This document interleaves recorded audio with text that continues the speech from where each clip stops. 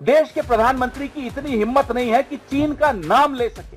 प्रधानमंत्री बनने से पहले नरेंद्र मोदी जी को भी यूरोप के कई देश और अमेरिका के कई देशों में आने नहीं दिया जाता था कि भारत अब यह कह रहा है कि हमारे within the next 5 years maximum of our platforms weapons will be made in India. तो फिर राहुल गांधी सरेंडर शब्द का इस्तेमाल करके सेना का अपमान क्यों कर रहे हैं? राहुल गांधी का नाम कैसे पाकिस्तान में चमक रहा है? सवाल तो पूछा जाएगा कि 57 लोगों को आपने बाहर भेजा, दुनिया के तमाम देशों में ये लोग गए। अभी रेखा शर्मा जी कह रही थी कि हम ऐसे देशों में गए जहां पहले हमको घुसने नहीं दिया जाता था। अब हमको से उनका मतलब उनके परिवार से है या उनके पार्टी से है, मैं नहीं जानता, क्योंकि प्रधानमंत्री बनने से पहले नरेंद्र मोदी जी को भी यूरोप के कई देश और अमेरिका के कई देशों में आने नहीं दिया जाता था। गुजरात में जो दंगे हुए थे उनके आरोप के चलते उनको वहां आने नहीं दिया जाता था।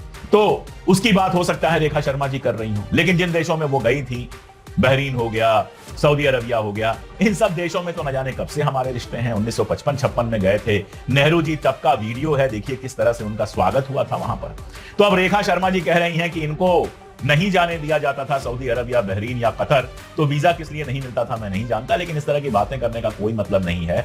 आपके जो लोग हैं वो विदेश से लौट के आते हैं और उसी समय खबर यह आती है कि यूनाइटेड नेशन सिक्योरिटी काउंसिल में जो काउंटर टेररिज्म विभाग है उसका वाइस चेयरमैन बना दिया गया है पाकिस्तान को, जिसके ऊपर आप आरोप लगा रहे थे कि वो आतंकवाद को पालता है। लेकिन आप कहते हैं डंका आपका बज रहा है, और आपका डंका बजते बजते ये हाल हो गया है कि पाकिस्तान काउंटर टेररिज्म का जो सेल है वहां पर उसका वाइस चेयरमैन बन जाता है, और तालिबान पर जो काउंटर टेररिज्म का सेल है उसका चेयरपर्सन बन जाता है। वो तय करेगा कि तालिबान के आतंकवाद से जुड़े किन लोगों को सैंक्शन किया जाए, किन को नहीं किया जाए।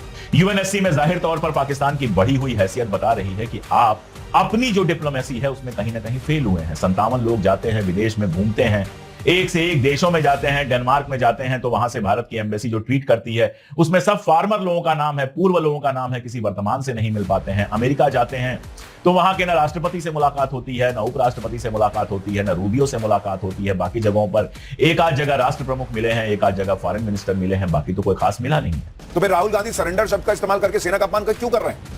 नरेंद्र मोदी से सियासी स्कोर सेटल करने के चक्कर में राहुल गांधी ने भारत की जीत को सरेंडर में बदल दिया। मतलब ऐसी गजब की सियासत तो पाकिस्तान से लड़ी पिछली 4 लड़ाइयों तक में नहीं हुई। राहुल गांधी सबसे आगे निकल गए। राहुल गांधी को आज बीजेपी ने कैसे घेरा, कांग्रेस ने कैसे पलटवार किया, राहुल गांधी का नाम कैसे पाकिस्तान में चमक रहा है, बीजेपी ने कैसे राहुल गांधी के सरेंडर की लिस्ट निकाल दी, यानी जबरदस्त सियासी हंगामा मच गया है। और आप ये सोचिए कि जो पाकिस्तान भारत से इतनी मार खाए बैठा है, उसने इतने दिन में कभी नहीं कहा कि भारत ने सरेंडर कर दिया। पाकिस्तान नहीं कह रहा है। पाकिस्तान ने अपनी फर्जी जीत का जश्न जरूर मनाया, अपने आर्मी चीफ को फील्ड मार्शल तक जरूर बना दिया, लेकिन पाकिस्तान ने भी सीज फायर को लेकर वो बात नहीं कही जो बात राहुल गांधी अपनी राजनीति को चमकाने के चक्कर में बोल गए। ऑपरेशन सिंदूर के बाद पूरी दुनिया भारत की ताकत का लोहा मान रही, लेकिन राहुल गांधी इसे सरेंडर बताने पर आमादा है। आप इनका कंफ्यूजन देखिए कि एक तरफ कांग्रेस कह रही है कि जब भारत युद्ध जीत रहा है तो नरेंद्र मोदी ने सीज फायर क्यों किया, दूसरी तरफ कांग्रेस और राहुल गांधी ये भी कह रहे हैं कि भारत ने अमेरिका के दबाव में सरेंडर कर दिया। इन्हीं के इंडिया अलायंस के कुछ लोग कह रहे हैं कि जो 6 तारीख को ऑपरेशन सिंदूर में हुआ था वो तो ऑपरेशन सिंदूर फेल था। तो जब ऑपरेशन सिंदूर फेल था तो फिर आप कैसे कह रहे हो कि भारत जीत रहा था, नरेंद्र मोदी ने सरेंडर कर दिया? और जीत रहा था तो मानो कि ऑपरेशन सिंदूर बहुत शानदार हुआ। राहुल गांधी को कौन समझाए कि सरेंडर और सीज फायर में अंतर होता है बॉस। सरेंडर वो करता है जो हार रहा होता है। यहां तो पाकिस्तान चीख चीख कर बता रहा है कि उसे भारत ने कितना मारा है। राहुल गांधी की इन्हीं बेसिर पैर की बातों पर आज बीजेपी ने धागे खोल दिए। राहुल गांधी अक्सर पैर पर कुल्हाड़ी नहीं बल्कि कुल्हाड़ी पर पैर मारते। यही काम उन्होंने नरेंद्र सरेंडर वाली बात कहते कर दी, क्योंकि ये बात सबको पता है कि नरेंद्र मोदी देश हित में किसी के सामने झुकने वाला कैरेक्टर नहीं है। जब पूरा अमेरिका, पूरा यूरोप, पूरी दुनिया खिलाफ थी तब भी वो रूस से तेल ले रहे थे। S-400 खरीद रहे थे, अमेरिका नहीं रोक पाया बॉस।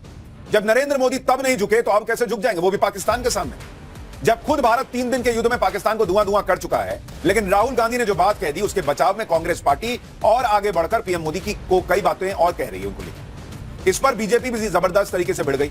इस राजनीति में कांग्रेस और बीजेपी की टक्कर से कैसे चिंगारियां निकल रही हैं।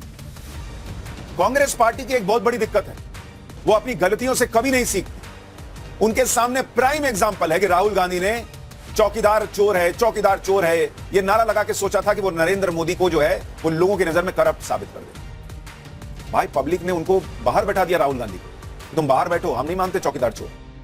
इसी तरीके से वो अडानी अंबानी करते रहे हैं पिछले कई साल से, सोचते यही नैरेटिव बेचूंगा, इससे मोदी को पीछे कर दूं। जो भारत ने कैपेबिलिटीज दिखाई हैं, आप ऑनेस्टली सोचना दिल पे हाथ रख के, जो भारत ने कैपेबिलिटीज दिखाई हैं, जो अचानक बात हो रही है आकाश की, आकाश तीर की, इंद्रजाल की, हैं? ब्रह्मोस की, पिनाका की। आपको लगता है अमेरिका खुश है?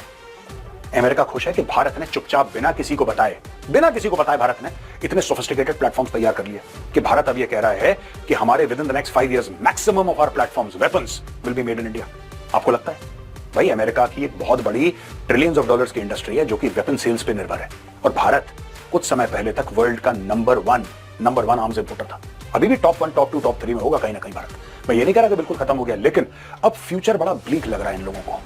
अगर ट्रंप के बार बार दावों पर प्रधानमंत्री मोदी एक बार बोल देते, मोदी सरकार की विदेश नीति, उसके पास एक ऐसा कार्ड था जिसके जवाब में विपक्ष के पास कोई कार्ड नहीं होता था। बीजेपी को हमेशा लगा कि मोदी सरकार की विदेश नीति को लेकर कांग्रेस के पास कोई कार्ड नहीं। कांग्रेस ने अपना कार्ड चलना शुरू कर दिया। इस बार विदेश नीति को लेकर आक्रामक तरीके से सवाल पूछ रही है कि कनाडा में G7 की बैठक में प्रधानमंत्री मोदी को क्यों नहीं बुलाया गया, जबकि 6 बार बुलाए गए हैं। इस बार ऐसा क्यों हुआ?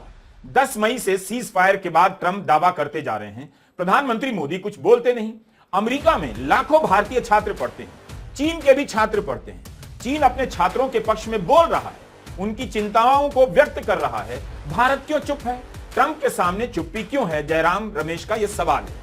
सबसे बड़ी आलोचना यह है कि पहलगाम हमले के बाद पाकिस्तान को आतंकी देश के रूप में स्थापित करने में भारत की नीति कामयाब नजर क्यों नहीं आती? तुर्की, ईरान और चीन उसके पक्ष में बयान दे रहे हैं, तो भारत क्या कर रहा है? लेकिन कांग्रेस का सवाल है कि पहलगाम हमले के बाद यह कैसी घेराबंदी है कि पाकिस्तान को अंतर्राष्ट्रीय मुद्रा कोष से लोन मिल गया। एडीबी के चेयरमैन प्रधानमंत्री मोदी से मिलकर गए और 2 दिन के बाद पाकिस्तान को हजारों करोड़ रुपए का लोन मिल गया। प्रधानमंत्री मोदी ने विदेशी चीजों के बहिष्कार की बात कर दी, उसकी सूची बनाने की बात कर दी, लेकिन प्रधानमंत्री मोदी ने चीन का नाम नहीं लिया और ना ही कोई नीतिगत फैसला लिया। मुंह खुलता नहीं है चीन के लिए, और जब मुंह खुलता है तो क्लीन चिट देते हैं। अभी पिछले हफ्ते चीन पर साहब बोल रहे थे, नाम नहीं लिया चीन का नाम लेने में इतना डरते हैं कि अपने ही देश के एक बहुत बड़े भूभाग की बेइज्जती कर देते हैं, क्योंकि एक शब्द नहीं बोल पा रहे चीन। कहते हैं कि गणेश जी की आंखें छोटी होती हैं, खुल नहीं पाती। अरे साहब, इस देश का पूरा नॉर्थ ईस्ट में आंखें छोटी होती हैं, आप उन्हें चिढ़ा रहे हैं, आप उनका अपमान कर रहे हैं, गणेश जी का भी अपमान कर रहे हैं। बोलिए ना, चीन से बने हुए माल को नहीं लेना है। देश के प्रधानमंत्री की इतनी हिम्मत नहीं है कि चीन का नाम ले सके। कह रहे गणेश जी की आंखें छोटी होती हैं, खुलती नहीं है। तो आपने इंडियन मीडिया का अभी रिएक्शन देखा है। मोदी सरकार को लेके इंडियन अवाम और इंडियन मीडिया मोदी के टोटली खिलाफ है कि मोदी की जितनी भी पॉलिसीज हैं वो एंटी रिलीजन है और उनसे नस्ल परस्ती वाज़ेह है। राहुल गांधी ने सही कहा है कि नरेंद्र सरेंडर। मोदी अब अवाम के अंदर जा के फौज की वर्दी पहन के घूम रहा है। वो ऐसे कर रहा है कि जैसे पाकिस्तान के खिलाफ उसने जंग लड़ी हो। मोदी सरकार को पाकिस्तान से जंग करना बहुत ही महंगी पड़ी है। मोदी की सारी पॉलिसीज बेनकाब हो चुकी हैं और इंटरनेशनल लेवल पर इंडिया की तस्दील भी हो चुकी है। मोदी के पार्टी मेंबरान को भी दुनिया भर में कई ममालिक में एंट्री नहीं दी जाती थी, लेकिन अब कुछ अरसे से मोदी की पार्टी और मोदी को दुनिया के अंदर ट्रैवल करने की इजाज़त है। जैसे कि गुजरात वाक़यात से पूरी दुनिया वाकिफ है और इन वाक़यात के बिना पर पूरी दुनिया ने मोदी को बैन कर दिया था। दोस्तों, आज की वीडियो आपको कैसी लगी अपनी राय कमेंट में ज़रूर दीजिएगा और वीडियो को लाइक और शेयर ज़रूर कीजिएगा। मिलते हैं अगली वीडियो में।